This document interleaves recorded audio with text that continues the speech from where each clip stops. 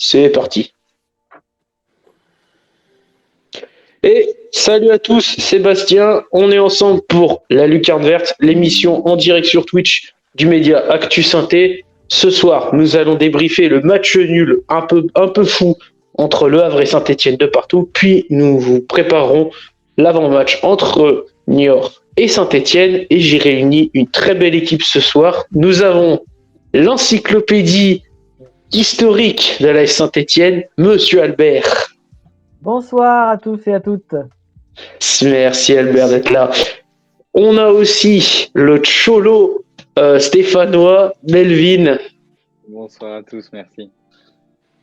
Et enfin, on a un homme très sérieux, toujours très appliqué dans ses analyses, quelqu'un qui est toujours rigoureux, à la pointe d'une bonne critique, c'est Loris. Salut à tous. Merci beaucoup. Tu l'as payé là? Non, j'ai rien donné en plus. Il fallait très... Ah voilà.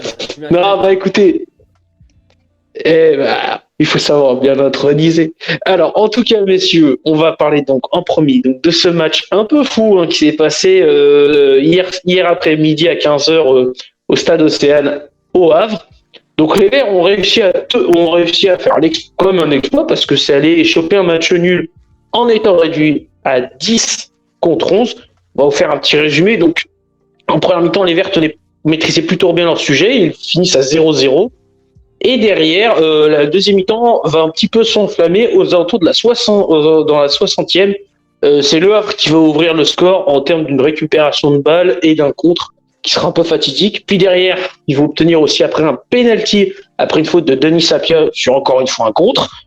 2-0 pour Le Havre. On se dit que là, ça risque d'être très compliqué pour les Verts, mais les Verts vont réagir plutôt rapidement, puisque vers la 67e, très belle balle en hauteur de Jean-Philippe Crasso, sortie complètement ratée du gardien Arthur Despas, qui profite à Nkunku qui envoie presque ce ballon dans les buts, mais poussé par Kader Bamba, qui ouvre son compteur avec l'AS Saint-Etienne. Premier but pour Kader Bamba.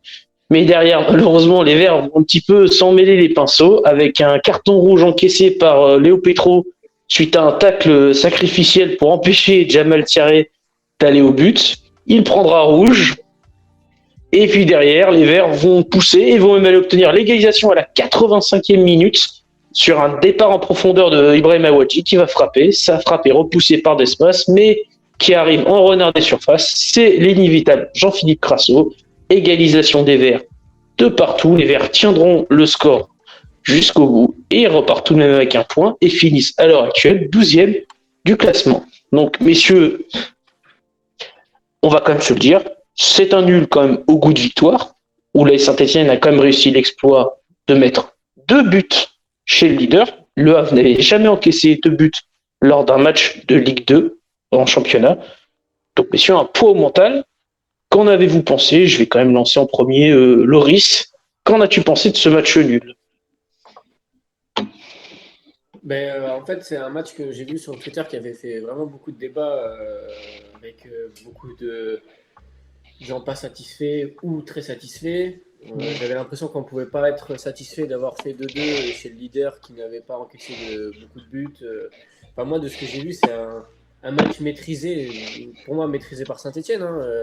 Je le disais déjà avant le 2-0 du Havre, je le disais encore, je ne voyais pas égaliser à 2-2, mais il y a un état d'esprit et une preuve de caractère en fait qui me plaît beaucoup dans cette équipe, et pour moi c'est un très, très bon résultat au vu des faits de match. Parce que pour moi, je pense que si on restait sur la première mi-temps, le match il est maîtrisé. Et sur la deuxième mi-temps, il marque sur vraiment notre temps le plus fort en plus de Saint-Étienne. Pour moi, c'est un bon résultat au vu des faits. Voilà. Très bien. Melvin, toi, qu'en as-tu pensé de ce match nul? Est-ce que toi, tu penses t'es plutôt dans l'esprit de... Est-ce que t'es déçu de ne pas avoir gagné ou est-ce que t'es plutôt content de ne pas avoir perdu? Alors moi, je vais aller un peu à l'encontre de tout le monde. C'est-à-dire que oui, c'est le leader. Oui, c'était une équipe qui n'a pas perdu depuis longtemps. Mais pour moi, je suis déçu de ne pas avoir gagné. Parce qu'il y avait la place. Enfin, avec le football qu'a proposé l'ASS, avec la première mi-temps qu'a proposé l'ASS et même le match en entier, je me dis que il y avait quand même l'opportunité, il y avait peut-être la place d'aller gagner ce match-là quand même. Je pense que c'était pas, on aurait gagné, ça aurait pas été si déconnant que ça. Ça aurait peut-être pas une si grosse surprise dans le jeu, dans le football qu'on a proposé. Moi après c'est que mon avis et je pense que il fait beaucoup de débats parce que ok, je reste content d'avoir pris un point et d'avoir fait match nul face au leader dans cette configuration-là où tu as un rouge, où tu prends un but comme a dit Loris, sur ton temps fort. Mais j'ai cette petite déception de ne pas avoir gagné, alors que je pense que tu pouvais faire mieux avec le match que tu as proposé en tout cas. Ok, Albert. Très sincèrement, c'est pour moi un point de gagné dans la mesure où, vu les circonstances du match, à 2-0, comme l'a dit Loris, je pensais que c'était plié. D'autant plus que c'était une équipe qui ne prenait pas beaucoup de buts. Donc franchement, j'ai été moi plutôt agréablement surpris par le jeu qu'on a proposé chez le leader. Et autant contre Amiens, j'ai pu considérer qu'on avait 2 points de perdus, autant là, c'est vraiment un point de gagné et qui laisse supposer qu'on devrait pouvoir se maintenir facilement. Si on réédite de telles performances, on n'a aucun souci. Franchement, maintenant, il faut faire en sorte que on puisse être régulier pour toujours avoir ce même état d'esprit, ce même niveau sur le terrain, et les victoires vont maintenant s'enchaîner sans trop de difficultés. Ah bah, écoute, ouais, bah, moi je rejoins un peu les deux avis qui sont les vôtres, mais pour moi, en soi, c'est plus un nul au goût de victoire, vraiment. Honnêtement, c'est ce qui s'est passé hier après-midi. On a montré certes très belles choses, mais on a fait beaucoup aussi d'erreurs, des fois techniques ou d'erreurs défensives, qui auraient pu nous coûter cher. Il y a deux trois occasions que le Havre bafouille complètement et on peut remercier un peu là-dessus. On peut être content là-dessus, mais derrière, on a vu aussi la différence en fait entre le leader et une équipe qui joue au maintien. C'est-à-dire que le Havre, ils ont pas beaucoup de tirs cadrés, mais ils ont marqué 2 buts. Ils avaient la baraque avec eux. Ils savent mettre leurs occasions au moment où il faut, parce qu'à chaque fois, tu l'as dit Loris, ils les marquent sur nos temps forts. Donc c'était extrêmement assassin pour nous. Ça a été très compliqué. Mais derrière, il y a toujours cette mentalité de ne rien lâcher. Même avec l'expulsion, nos joueurs se sont battus. Ils se sont donnés jusqu'au bout. Et encore une fois, on fait un excellent résultat à la fin, hein, 2 partout chez le leader. On en plante quand même 2, parce que 2 buts chez Le Havre, qui n'a jamais encaissé 2 buts, c'est un exploit retentissant, quoi. C'est vraiment autant beaucoup de gens disaient oui, Le Havre est toujours invaincu, mais Le Havre, clairement, pour eux, c'est plus un sentiment de défaite. Au vu du contexte du match où ils marquent, ils gagnent 2-0, ils sont à 11 contre 10, et là tu te dis c'est bon, là Saint-Etienne ne peut pas revenir, c'est impossible. Bah si, en fait, parce que cette équipe-là, elle a une autre mentalité. Et elle a décidé, je peux peut-être pas les gagner les matchs, mais je vais refuser de les perdre. Le refus de perdre, c'est, je pense, un changement de mentalité qui donne beaucoup d'espoir et on va se maintenir très facilement. Bah écoutez, messieurs, on va quand même tout de suite passer à l'autre sujet. On va passer du coup à l'évolution tactique. On l'a vu, Laurent Batles a fait des changements sur sa composition. Il a notamment il a mis la mine fond de bas, mais c'était plus pour l'adapter au système et pour prévoir sans doute l'absence de Monconduit au match contre Niort. Mais c'est surtout la titularisation de Kader Bamba. On pourrait même être surpris par, euh, par la titularisation de Denis Sapia. Mais c'est surtout la titularisation de Kader Bamba qui a joué plus dans un rôle qui était beaucoup plus bas qu'encore Jean-Philippe Crasso, qui a joué dans un rôle de numéro 10. Donc, messieurs, la tactique, qu'est-ce qu'on en a pensé Vas-y, Albert, toi, qu'est-ce que tu en as pensé de la tactique Je pourrais dire que l'absence de Monconduit, c'était une absence contrainte. S'il avait été physiquement apte, je pense qu'il aurait été titulaire. Même si contre Niort, il sera suspendu, je pense qu'il aurait été titulaire. Fomba n'a été titulaire que parce que Monconduit était indisponible. Par contre, le duo Bamba-Crasso, ne m'a pas convaincu quand même. Ne m'a pas convaincu, bien que je pensais dans un premier temps que Wadji serait titulaire. Malgré tout, son absence ne m'a pas tant surpris que ça, dans la mesure où contre Amiens, Wadji était pas dans son assiette. Je pense que la défaite, le match nul contre Amiens lui est en partie imputable parce qu'il n'était pas au niveau. Donc qu'il soit remplaçant contre Le Havre, une équipe beaucoup plus technique, en tout cas bien meilleure, me semblait pas une surprise. Alors, pour moi, c'est un choix tactique qui n'a pas été payant. Même si Bamba a marqué, même si je pense pas que ce soit son poste de prédilection, je pense pas que Bamba soit le meilleur à ce poste-là. J'ai pas été impressionné. Voilà. Si je peux, c'est mon avis. Alors, je sais pas si vous me partagez. Qu'en pensez-vous? Mais c'est pas un duo qui me semble être prêt à être reconduit. Loris, Alors, c'est un choix, je pense, qui a été fait par Batles, surtout pour jouer dans le camp du Havre. Je m'explique. Je pense que Bamba a été utilisé en tant que numéro 10 pour ajouter encore une touche technique au milieu, avec la relation de Crasso aussi comme touche technique. Je pense qu'on s'attendait à voir, enfin, ce qui était voulu en tout cas par Batles, je pense que c'était vraiment de s'installer dans le camp du Havre. Parce que je pense que sinon il aurait laissé Wadji pour les profondeurs dans les transitions. Or, en première mi-temps, je pense que Wadji nous aurait bien servi sur plusieurs solutions. Parce qu'il y a eu plusieurs situations où on s'est retrouvé en transition et on s'est loupé sur quelques mauvais choix. Je pense à Lobry aussi qui aurait pu faire beaucoup de changements d'aile à un moment donné. Je ne sais pas si ça vous a sauté aux yeux, mais il y a eu beaucoup de transitions que Saint-Étienne aurait pu mieux jouer en fait. Et je pense qu'un Wadji aurait rajouté quelque chose dans les appels en profondeur, parce qu'il a des appels assez tranchants quand même dans la profondeur. Il en a plusieurs en fin de match quand il rentre. Donc voilà, je pense que c'est une question de lecture de jeu, lecture de match sur le pourquoi du comment. Mais par contre, pour en revenir à Fomba, je suis très très content de son match. Je ne sais pas si on va en parler ou pas, mais Fomba, je trouve un truc en plus que Monconduit, c'est la mobilité. C'est-à-dire qu'il est beaucoup plus mobile qu'un Monconduit. Il n'hésite pas à s'intercaler avec le numéro 8. Alors, je suis d'accord avec toi. Et la récupération est beaucoup meilleure. Il est vraiment meilleur aussi. Alors, je suis d'accord avec toi sur le rôle de Fomba. Il est plus percutant, ça c'est clair. Et contre Le Havre, il a fait son meilleur match. Sauf que là où le souci, où Monconduit est meilleur, c'est que justement, sur toute notre phase défensive, eh bien, on a été pris à dépourvu. D'ailleurs, nos deux buts, c'est deux contre-attaques sur lesquels je pense Monconduit aurait pu être plus présent.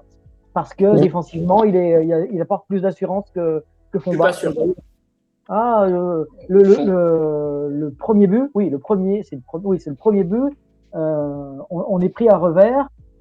Fomba est trop haut, Apia est trop haut, et résultat, on se fait transpercer.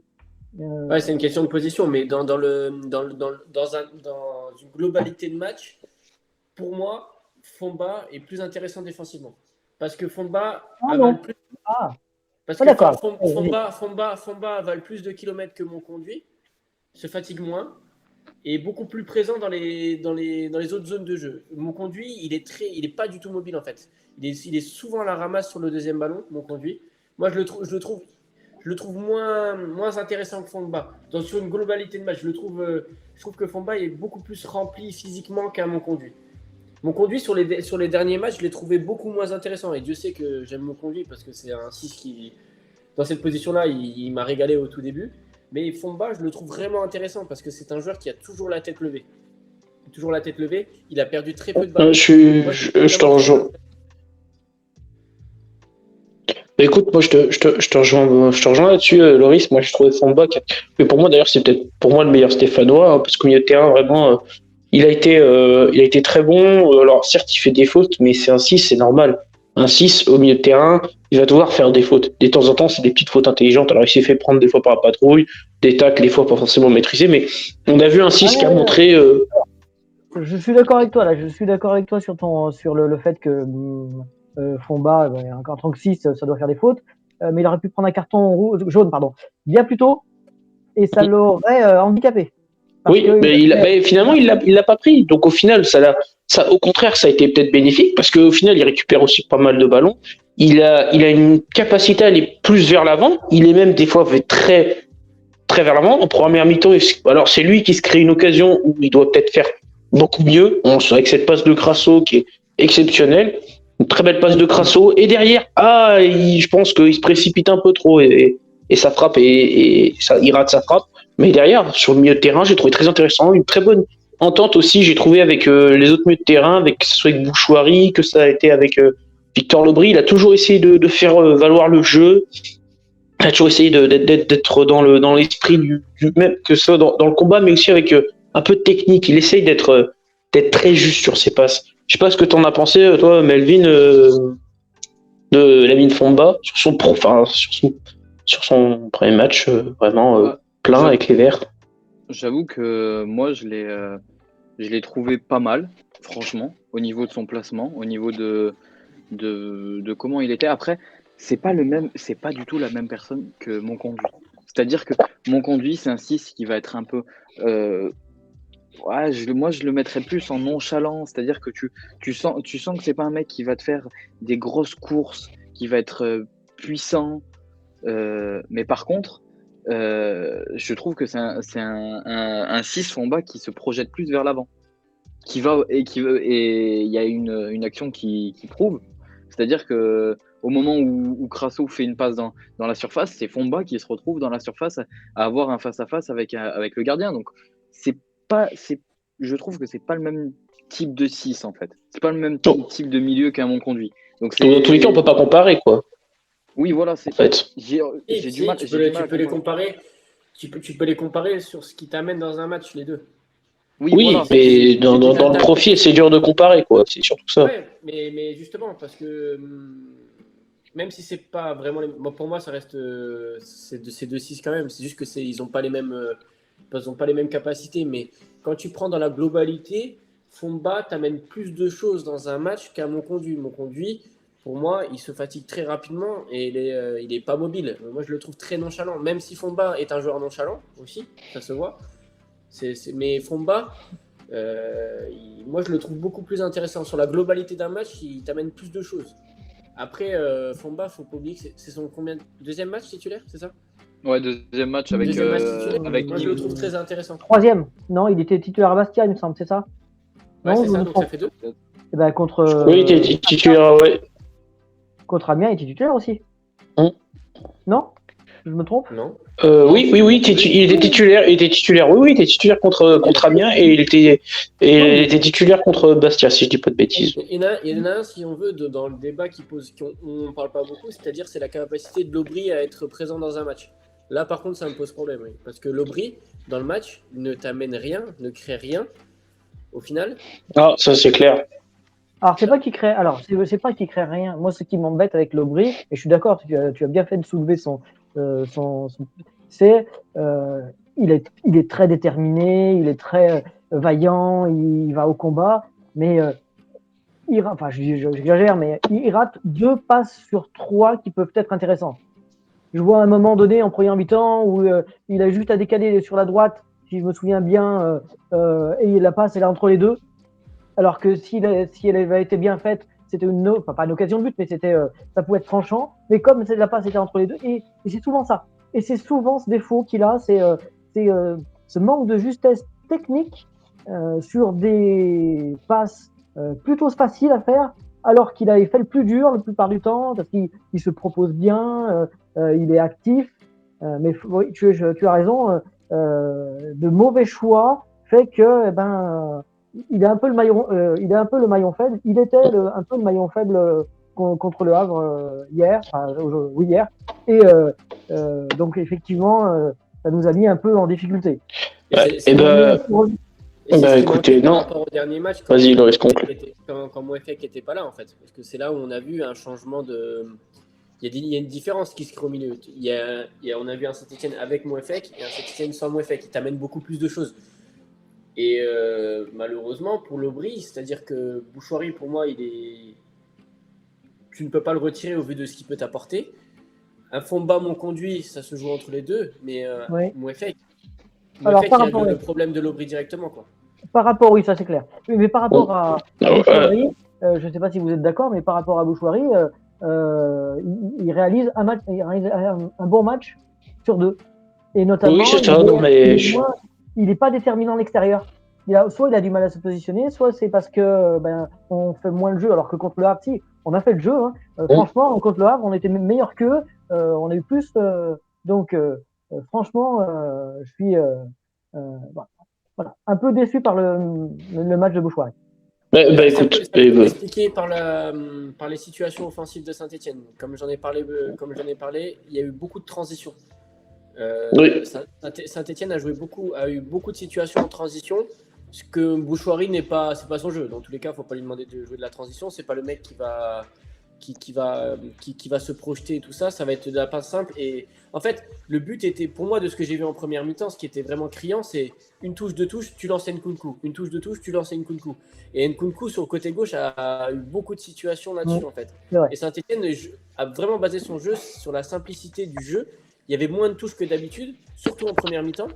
Et en fait, c'était pour relancer les Nkunku ou Apia, mais bon, le jeu pense tellement à gauche, c'est criant, quoi. Parce qu'Nkunku était finalement était sans doute l'un des catalyseurs offensifs, et sans doute même le catalyseur offensif de la Saint-Etienne. Du coup, messieurs, on va passer au dernier sujet de cet avant-match. On va quand même dire, la Saint-Etienne, sur ce mois de mars, elle continue son invincibilité, qui dure déjà, ça veut dire 2 mois sans perdre de match, que plutôt très bien. Donc 4 victoires et 3 nuls. Donc 3 nuls au mois de mars sur un mois de mars qu'on a quand même annoncé très compliqué. Mais le problème, c'est qu'on a pris seulement que 3 points. Et on va quand même pas se cacher, les concurrents sont revenus. Hein, puisque si on regarde le classement, à l'heure actuelle, le 17e a 31 points et donc a 2 points de retard sur nous. La zone rouge, l'étau s'est resserré. Alors il y a des équipes, certes, plus bas, ça commence vraiment à sans doute s'enterrer. Il y a 5 points entre le 17e et le dernier. À l'heure actuelle, ça semble compliqué, mais les Verts ont encore toutes leurs cartes en main pour se maintenir. Comment vous voyez du coup, comment vous avez vécu du coup cette évolution en termes de classement? On est toujours en gros dans la course au maintien, c'est toujours compliqué. Melvin? Clairement, on fait 2 mois où on perd pas. Donc on peut se dire que on a enclenché une dynamique. Maintenant, malheureusement, c'est ce mois-là qui était compliqué. Tu perds pas, mais tu ne gagnes pas un match. Tu fais 3 nuls. Donc tu fais du surplace en fait. Quand tu fais des nuls, c'est quasiment que du surplace, surtout quand ça gagne derrière. Et malheureusement pour nous, le mois le plus compliqué où on fait que des nuls, ça a pas mal gagné derrière. Et c'est revenu à nos trousses parce qu'on est quand même on est très très proche du 17e. Il y a un petit trou qui commence à se créer devant nous aussi. Ça faut pas l'oublier, c'est-à-dire que tu joues pour tu regardes derrière et quand tu regardes devant, il y a un petit trou qui s'est créé. Donc ouais, clairement très bien, la SS ne perd pas. Elle a compris que il fallait pas perdre sur 2 mois, elle a réussi à faire ça. Maintenant, il faut peut-être engranger un peu plus de points. Il va falloir, sur le prochain mois, prendre des 3 points souvent, quoi, pour essayer de se donner un peu d'air. Parce que, oui, certes, avec le jeu qu'ils produisent, logiquement, tu dois te maintenir. Mais après, tu n'es pas à l'abri. Le jeu ne fait pas les résultats, de toute façon. C'est ça. C'est clairement ça. Albert, toi, comment tu as vu du coup l'évolution du classement? 3 points, c'est pas assez, c'est clair. Mais on a joué le premier et le deuxième, donc là, c'est 2 résultats positifs. Donc notre seul résultat négatif, c'est contre Amiens où on a perdu nos 2 points. Hein, ça, et encore, c'était une belle équipe d'Amiens qui est venue à Geoffroy Guichard. C'est la plus belle équipe que j'ai vue des 3 matchs. Ouais, on est d'accord, Loris. Si, Je suis si, d'accord. c'était une très belle équipe. Parce qu'on Très les a belle laissés équipe jouer. d'Amiens. On les a laissés jouer. Amiens, tu regardes sur les 6 derniers matchs, c'est 5 défaites. C'est 5 défaites, un nul contre nous. Ouais, mais Je Amiens, c'est l'équipe qui m'a vraiment le plus plu dans la personnalité contre Saint-Etienne. Parce que moi, j'ai vu Le Havre. Oui, mais parce qu'on les a Quand laissés jouer. on Non, me non, dit que mais- c'est une belle équipe de Ligue 2, mais parce C'est qu'on une les a équipe qui a la réussite, le Havre, de toute façon. Donc, Non, c'est un non, bon mais si tu champion. retires la réussite, si tu retires la réussite, c'est la personnalité. Bon, moi, ça me choque.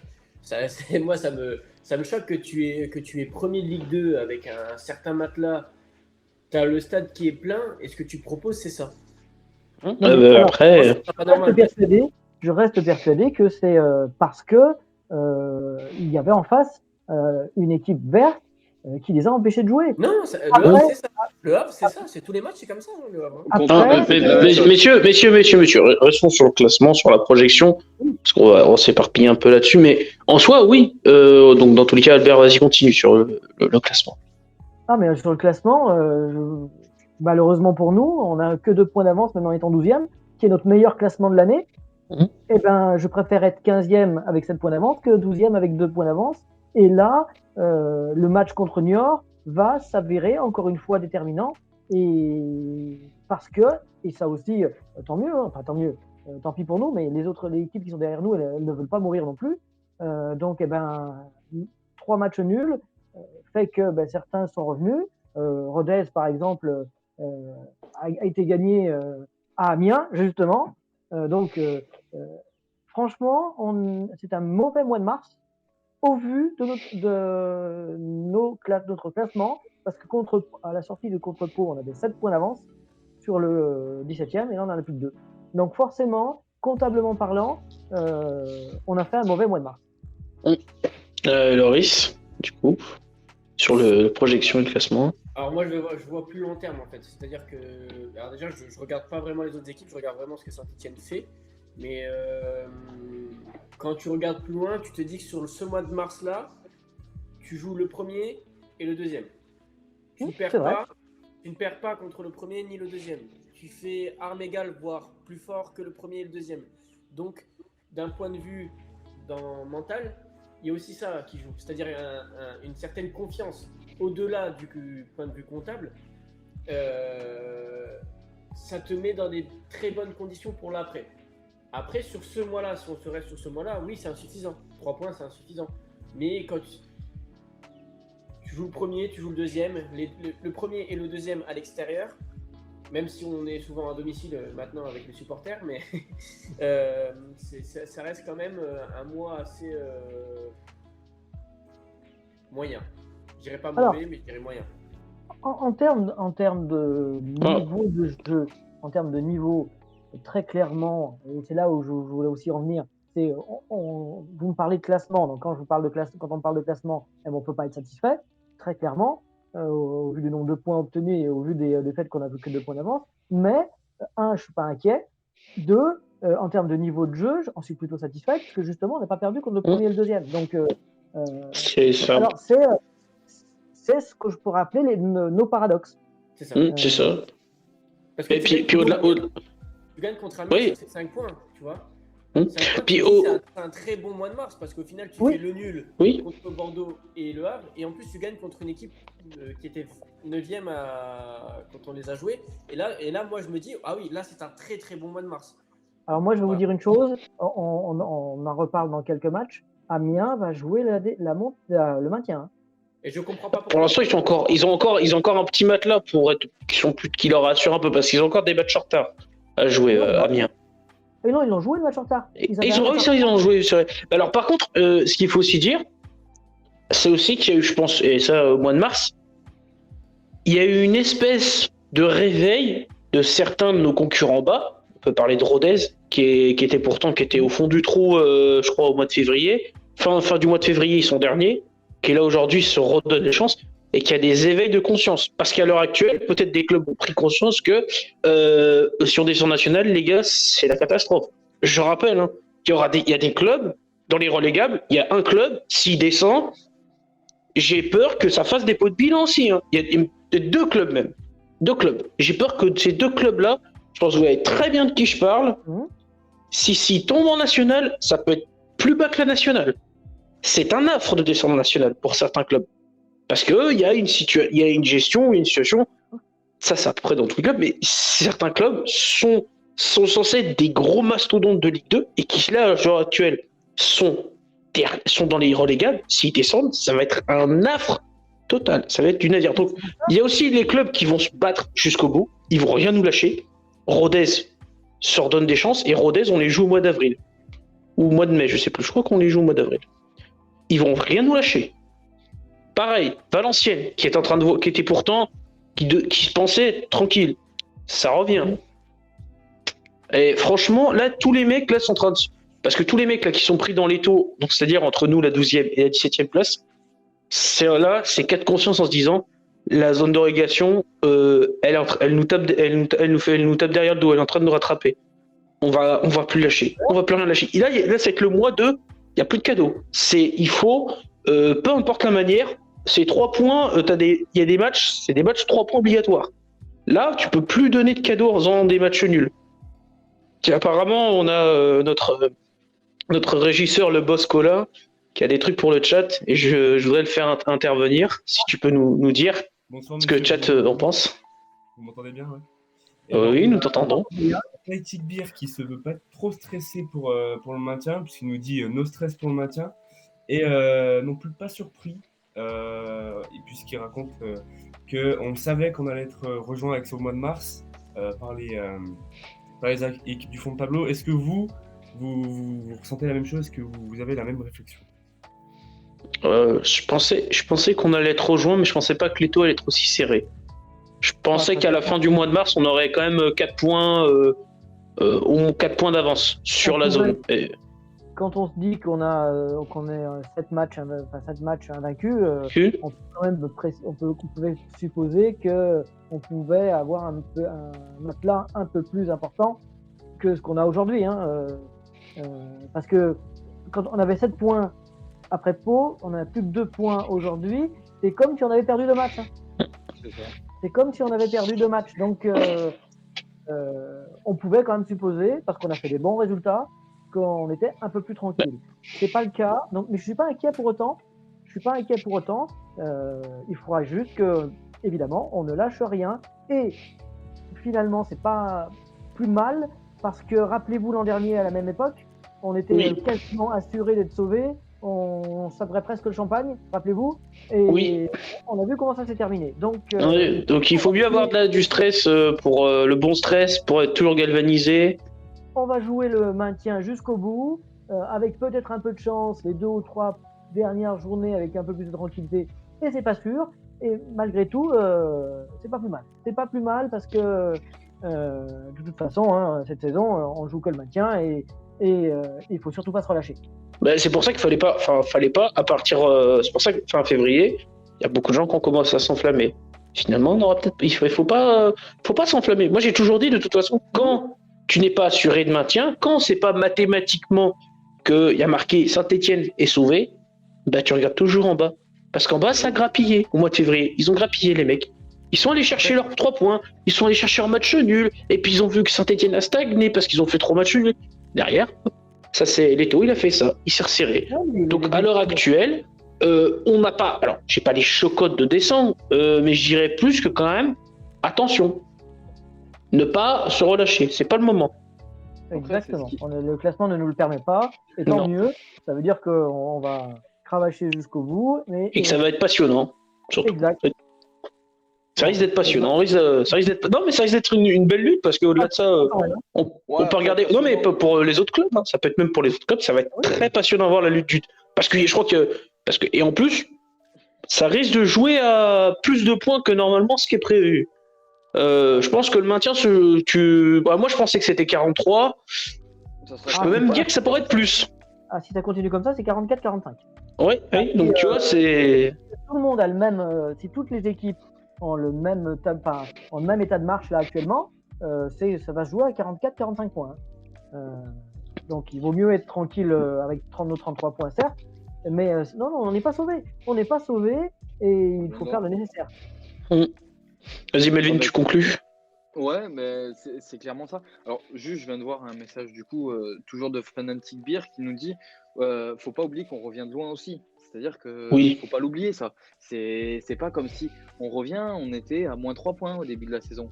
Donc, ok, on s'est sorti un peu de l'eau grâce à un mois de février fou et un mois de mars correct. Mais bon, après, voilà, on était quand même dans une, dans un petit merdier, pour parler correctement, Dans une belle panade. dans une belle panade, voilà, dans une belle panade. Et clairement, on se dit que on n'est pas trop mal non plus, quand même. Maintenant, faut enquiller les victoires en avril. Ça, c'est Oui. clair. Et C'est un mois ben, d'avril très très correct. justement, en parlant de mois d'avril, on va passer du coup au deuxième sujet du coup de cette émission, enfin au deuxième gros sujet de cette émission, c'est l'avant-match entre Saint-Étienne et le Chamois Niortais qui se jouera samedi 1er avril à 15h au stade Geoffroy Guichard ou, pour ceux qui ne peuvent pas, ce sera sur Beansport. Et on va commencer tout de suite par un petit historique de la rencontre. Alors petit parce que Albert nous a prévenu, tu as un petit historique. Il ne peut être que très rapide dans la mesure où les Chamois Niortais, même s'ils ont eu une saison en première division, Oui. ils n'en ont qu'une seule. Et résultat, on n'a que 16 matchs en commun avec Niort. Donc forcément, il n'y a pas une réelle histoire avec ce club. 10 victoires, 1 nul et 5 défaites. 23 buts pour, 14 buts contre. À domicile, c'est 7 victoires, 1 défaite. Et surtout, sur les 7 dernières rencontres, on n'a pris qu'un seul but. Donc, on peut considérer qu'on est légitimement favori face à cette équipe. J'espère que ça va le confirmer. D'ailleurs, notre premier match contre cette équipe, c'est le 18 août 1987. Donc, c'est vraiment très, très, très, très récent. Donc, l'histoire est vraiment toute récente. En termes de joueurs qui ont un peu connu, on va dire, qui ont évolué dans les deux clubs, on a, pour les plus anciens d'entre nous, un joueur qui s'appelle Patrick Parison, à ne pas confondre avec Gérard Parison, hein. C'est Patrick Parison qui a été joueur à Saint-Étienne, joueur et entraîneur de Niort, et plusieurs fois champion de France avec la Saint-Étienne. On a plusieurs défenseurs bien connus, Kevin Malcuit notamment, Jonathan Brison, Évidemment. et celui qu'on ne peut pas oublier, puisque ça a été notre premier invité, rappelez-vous, hein, Damien Bridonneau. Et oui. Rappelez-vous aussi au cours de cette interview qu'il nous avait dit qu'il avait tenté d'investir à Niort. Et il a tenté de racheter le club. Voyez, donc, effectivement. Mais d'ailleurs qu'on salue Damien Bridonneau. S'il nous écoute, salut à toi, tu reviens quand tu veux. Ah bah oui, c'est clair. Hein. Comme autre joueur qu'on peut citer, Didier Tolo. Didier Tolo, vous le connaissez puisqu'il est aujourd'hui l'entraîneur de l'équipe de Pau. D'accord, oui. Ancien attaquant chez nous dans les années 90. Et dans l'effectif actuel, il y a au moins un joueur qui est passé par Niort, puisqu'il s'agit de Jimmy Giraudon. Même s'il ne joue plus beaucoup aujourd'hui, il est passé par Niort. Donc sur 16 matchs, très peu il n'y a pas de match marquant en fait. Hein. On a été malgré tout, malheureusement, en 2001, éliminé par Niort en Coupe de la Ligue. Alors qu'on menait 2-1, on a été éliminé 3-2. Et on va quand même citer notre dernier match. Oui. Ce match-là, malgré tout, c'est l'un des matchs qui nous a remis dans le bon sens. Grâce au but de Gaëtan Charbonnier à 4 minutes de la fin du match et à un arrêt décisif. Cet arrêt, pour moi, est peut-être le plus important de la saison. C'est l'arrêt de Larseneur, Gauthier Larseneur. Rappelez-vous, cette claquette main gauche sur son côté gauche là, s'il fait pas l'arrêt, on est mené 1-0 et c'est pas le même match. Et puis et d'ailleurs on pense très fort aussi à notre Gaëtan Charbonnier à qui on souhaite un plein rétablissement. Ah, complètement, et je sais qu'il est puisqu'on le voit dans les réseaux sociaux, sur les réseaux sociaux et même sur certains résumés, on voit qu'il est encore très très présent encore dans le groupe et franchement il a fait du bien. Hein. Et cette blessure, nous handicape quand même. Voilà. Donc Niort, c'est un club qui qui est un club typique de deuxième division. Et j'espère qu'on va pouvoir faire valoir notre hiérarchie pour ramener ces 3 points qui nous sont indispensables. Ouais, effectivement. Bah écoute, merci Albert pour cet historique. Tu vois, je pensais pas qu'il y avait peu de matchs, pourtant, parce que Niort est quand même un club historique de la deuxième division française. C'est quand même un club qui a beaucoup de saisons en Ligue 2. Et c'est vrai que savoir qu'on a que très peu de matchs, ça fait bizarre. Ça, c'est assez étrange. Bah écoutez, messieurs, on va passer au rapport de forme. Alors, pour le rapport de forme, c'est pour une fois, on peut être confiant là-dessus. Les stats sont plutôt en notre faveur. Donc, tout à fait, on va commencer par l'AS Saint-Etienne. L'AS Saint-Etienne. Donc, en état de forme, la Saint-Etienne va plutôt bien, hein, même si elle a perdu des places avec ses 3 matchs nuls. Et à l'heure actuelle, en état de forme, c'est-à-dire sur les 5 derniers matchs, elle est 8e de Ligue 2. Donc, elle a pris 9 points sur 15 possibles avec 2 victoires et 3 nuls. On les connaît.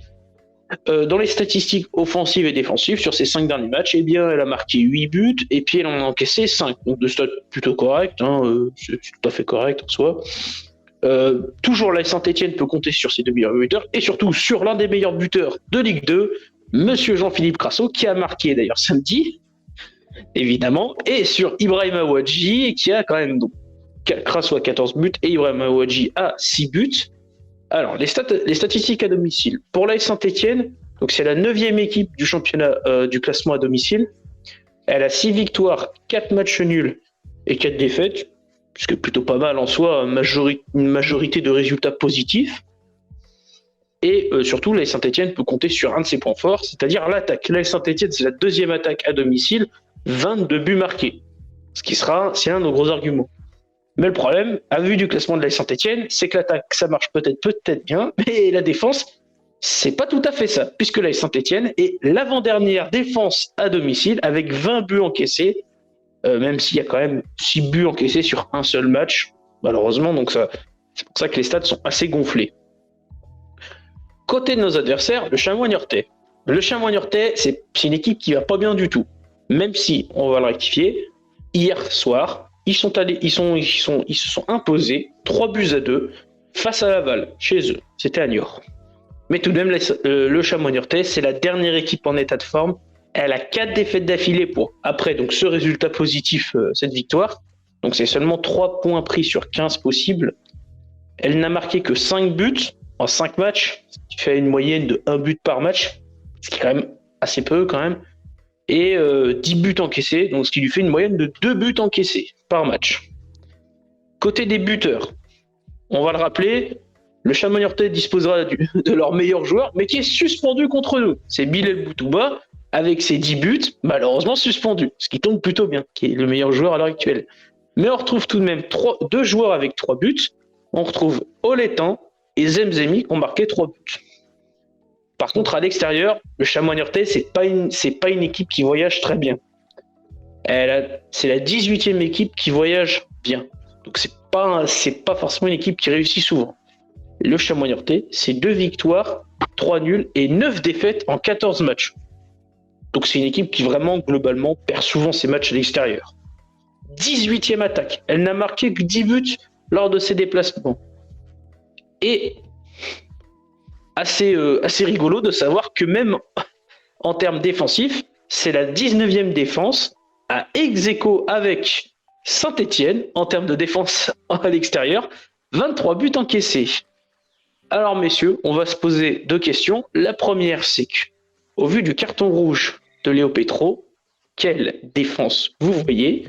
Je sais qu'il y en a un qui va défendre une charnière Seydou axe gauche, Briançon et Happy axe droit. Mais on peut mettre dans l'équation le bon vieux Michael Nadé, qui est défenseur et qui est gaucher, dont on sait que ça a quand même une certaine importance. Écoute Albert, toi, quelle charnière tu vois du coup pour samedi dans 2 semaines? Alors c'est difficile, mais très sincèrement, Sow doit passer à gauche. Je vois vraiment pas. J'ai aucune confiance en Michael Nadé. Bien que ce soit un gaucher, bien que j'ai lu ici ou là qu'il était pour partir et que donc il a des contacts. Mais Le dernier match dont je me souviens de lui, c'était à Rodez. Contre Rodez, pardon. Rappelez-vous, il avait été, comme toute l'équipe d'ailleurs, quand on a pris 2-0 face à Rodez, il avait été catastrophique. C'est le dernier match dont je me souviens de lui. Bon, il est rentré en cours de match contre Nîmes.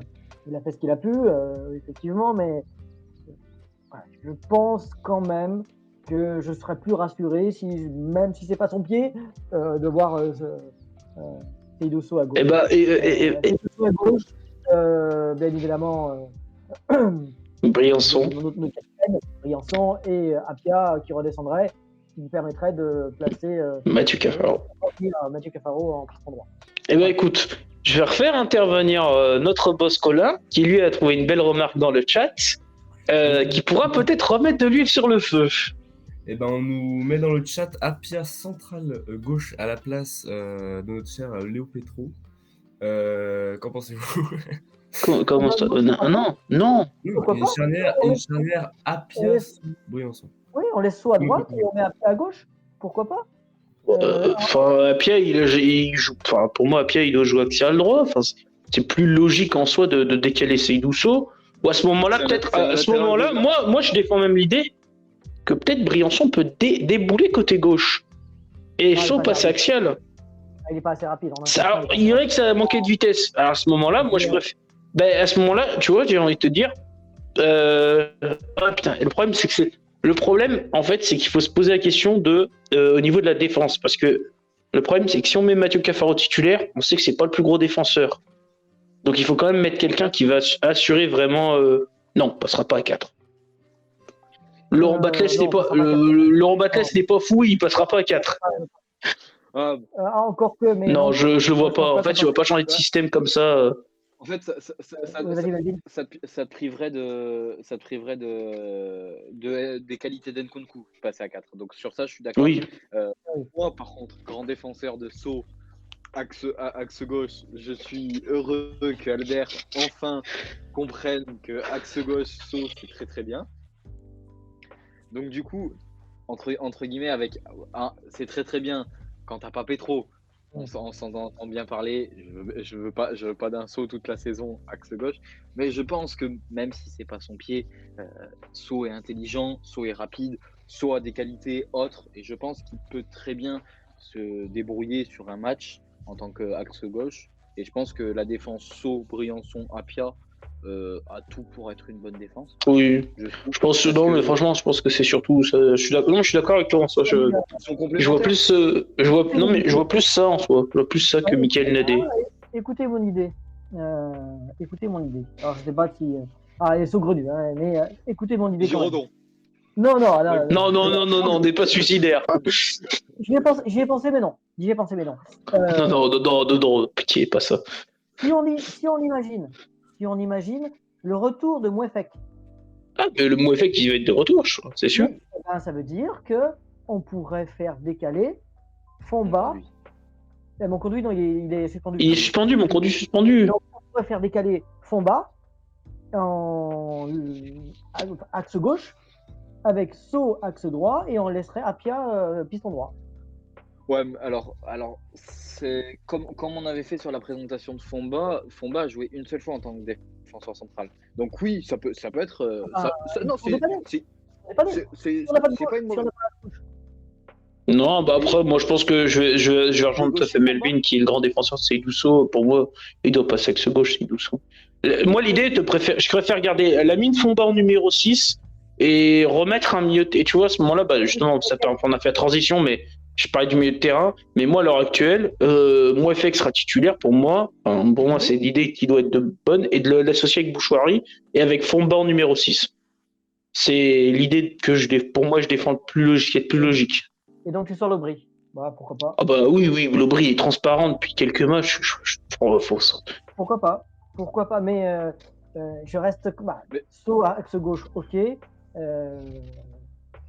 Je le préfère axe droit quand même. Et il a quand même de grosses. On le voit bien, hein, puis même contre le Havre, c'est déjà ça aussi arrivé. Il n'a pas eu de chance sur le but qu'on prend, mais quand même, il se fait enrhumer par. par l'attaquant. Bon, il veut intervenir, et ben ça lui, c'est lui qui se fait bien contrer. Il se fait avoir, ouais. Pardon? Ouais, non, mais c'est ça, qui se fait avoir, ouais, il se fait avoir. Oui, donc à gauche, avec moins d'automatisme, c'est vrai que c'est d'être dangereux quand même. Donc, Ouais, mais après, t'as Nkunku. Nkunku fera plus les allers-retours pour l'épauler. Parce que si tu le mets. Non, Nkunku, Non. il sait pas défendre.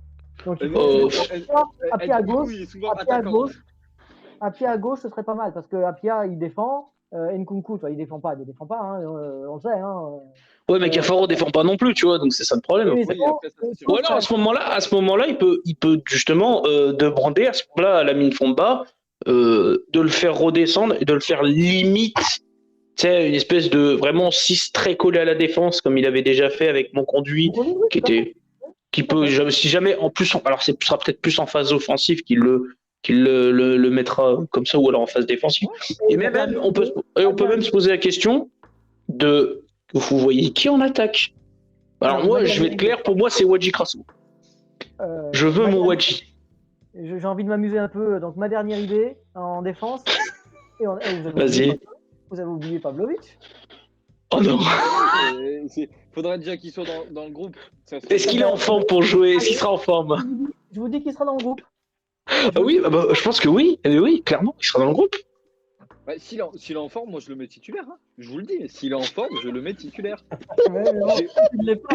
Malheureusement, il l'est pas. Mais bon, allez, c'est une belle idée. Non, mais en soi, par contre, on va être d'accord. Non, mais juste, moi, je vais couper ce sujet défensif, mais on est d'accord. L'attaque, c'est Wadji Krasso. Hein. Non. Krasso, quoi alors, oh non. Alors, attends. Le Wadji des 20 dernières minutes contre le Havre, oui. ok. Le Wadji d'Amiens, non. Mais Wadji Damien te permet de marquer le but de l'égalisation. Je le rappelle. Il fait le pressing pour que Nkunku récupère le ballon. Si. Donc moi, je veux Wadji titulaire. Pour moi, je refuse de voir Kader Bamba titulaire. Kader Bamba est plus une espèce de remplaçant que pour rajouter de l'intensité, pour mettre de la vitesse. Mais jamais je le mets titulaire, Kader Bamba. Je mets Wadji. Oui, je veux bien. Non, je veux bien, mais après, ça dépend du Wadji qu'on aura, quoi. Et moi, le Wadji d'Amiens, il nous fait perdre le match. Enfin, c'est le match nul, il est pour lui. Hein. Si, il a deux franches occasions. Oui. Même pas des franches occasions, des occasions tout nettes. Là, sur la première mi-temps, il a qu'à mettre le pied, le ballon lui passe dessous. Et non, c'est la deuxième mi-temps, pardon. Et la première mi-temps, il est tout seul devant le gardien, il fait un tir qui passe à 15 mètres à côté. Non, ça, je suis d'accord. Il nous tue le match. Donc, ouais, mais pour moi, j'ai envie de te dire, encore une fois, si on sait bien l'utiliser, parce que je pense que Niort va sans doute vouloir, à l'heure actuelle, comme ils savent que le classement s'est resserré, ils vont vouloir venir faire un résultat. Le match nul, on est au mois d'avril. Oui, le match nul n'arrange pas personne. Ah non, Niort va venir à 11 derrière. Niort va venir à 11 derrière. Mais ils vont pas jouer à 11 derrière, c'est complètement. Attends, ils ont 26 points. Ils ont déjà 5 points de retard sur Rodez. Ils vont jouer de la victoire, hein, Niort. Ils vont venir gagner. Hein. Alors, je te fais le pari. Niort va venir à 10 derrière. Là, c'est clair. Ah non, j'y crois pas. Pour moi, ils vont venir gagner. Ils ont trop de points de retard pour jouer le match nul au mois d'avril. Ils vont pas venir gagner à Saint-Etienne. Vous rêvez. Ils vont venir tenter de gagner. Ils vont tenter de gagner. Si. Pour moi, ils viennent gagner. Hein. Ah bah, on en reparle. On verra au match, mais pour moi, je suis sûr que Niort va vouloir gagner à Saint-Etienne. Je suis persuadé. Sans Boutova, sans Boutova, c'est ce que j'allais dire. Sans Boutova, sans ton meilleur joueur, non. Ils vont venir pour défendre. Et un match. Mais quel intérêt de faire un match nul au mois d'avril quand tu as 5 points de retard déjà sur le 17e? C'est mieux que de prendre 3-0 déjà. C'est mieux que de prendre 0 points. Oui, c'est clair. Surtout à l'extérieur, surtout face à une grosse équipe. Non, parce qu'à l'heure actuelle, suffit que le 17e reprenne 3 points et que derrière ça avance pas, ils vont se retrouver encore plus largués. Donc pour moi, ils ont aucun intérêt de jouer le match nul. Hein. Mais après, ça, c'est chacun sa mentalité. Ils vont jouer à 10 derrière. Et avec un ballon devant, avec un coup de chance, 1-0. Voilà ce qu'ils vont faire.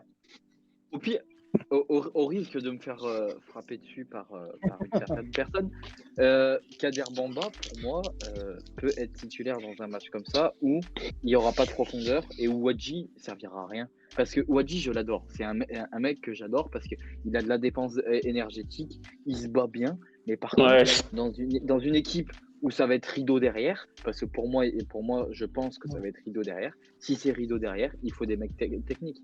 Et un Bamba, Après, malheureusement, techniquement, c'est meilleur que Wadji. Et c'est meilleur, mais ça, c'est meilleur, mais c'est même brouillon, hein. Oh, c'est meilleur, mais franchement, ça, c'est pas, je trouve ça pas ça dangereux, quoi. Ça pas, c'est pas ça dangereux. garde mieux le ballon. Ouais, mais ça garde mieux le ballon. Mais Wadji, c'est pas un attaquant pour garder le ballon, c'est un attaquant pour que tu l'envoies en profondeur. Ça, c'est. Alors, l'association Crasso, Bamba, Cafaro, elle a fait beaucoup de bien contre le Havre.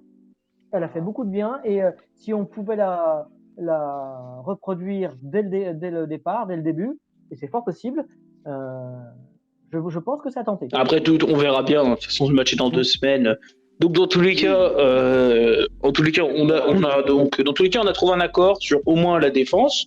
Le milieu de terrain, je pense que tout le monde est d'accord pour revoir Mofek titulaire. Ah si, Alors, oui. moi- Si. Mais il sera en forme. Apparemment, c'est ce qui est prévu, c'est qu'ils reviennent. Ils reviennent pour ce match. Donc un mec qui n'a pas joué depuis plusieurs semaines, tu le mets directement titulaire dans un match. Mais Lobry, il est fantomatique dans ces matchs, bien sûr. Oui, Non, mais je mettre pense un blé. Non, Mouefek sera titulaire. Si, Oh, s'il est disponible, s'il est vraiment en top forme, ouais, le mettre titulaire. Hein. sa puissance va Il nous. sera de se répéter alors. Hein. Oui, mais peut-être, mais sa puissance, ce sera un atout considérable contre justement des équipes qui vont venir à 10 derrière. Et ça sera considérable. Non, Mouefek sera titulaire s'il est disponible. Très bien. Moi, je le mettrais sur le banc et je le ferais rentrer les 30. Ouais, donc en fait, tu vas jouer à 9 quoi, sur le terrain. Arrête, Tu joueras à 9. Tu joueras à 9. L'Aubry, certes, t'es pas bon, mais je suis désolé, moi, c'est prendre un risque que de mettre un mec qui a pas. Mais Contre le Havre, tu prends un risque. Parce que contre le Havre. Mais non, là, il y a 2 semaines pour le préparer. Non, mais je veux dire, non. Quand je parle de Mouefek contre le Havre, tu prends un risque parce que peut-être que le match, c'est 1 point ou 0 point, c'est pas important. Contre Niort, c'est 3 points ou rien. Donc contre Niort, tu mets ta meilleure équipe. Il n'y a pas de tu mets ta meilleure équipe. Dans cette optique-là, oui, je comprends. Bah écoutez, du coup, monsieur, je vous propose de passer à l'instant boule de cristal, Madame Irma, avec les pronostics. Il est temps de faire tenter votre. De faire valoir votre plus beau pronostic avec les buteurs. On va commencer par Albert. 3-0 pour, bien sûr, pour l'AS Saint-Etienne, parce que je pense qu'ils vont. J'ai vraiment confiance en cette équipe. 3-0, doublé de Crasso, but de Bouchoirie. Parce que, voilà. Ah bah attends, ok. Melvin. Eh ben moi, ça sera 3-1. Je nous vois prendre un but, et j'ai même le buteur de Niort, si titulaire ou pas. Mais ça sera du coup un 3-1 avec un but de Crasso. Briançon qui, pour une fois, sur nos coups de pied arrêtés qui sont catastrophiques, Oui, monsieur. va peut-être mettre une tête un jour, je l'espère. Oui, monsieur. Après, parce que ça, on n'en a pas parlé, juste une petite aparté, mais nos coups de pied arrêtés sont catastrophiques. Le seul qui était bien tiré, c'est le corner rentrant de Cafaro qui tape la barre. C'est le seul. Voilà. C'est pas trop mal. Il n'a pas fait exprès. C'est clair qu'il n'a pas fait exprès. C'est ça le pire.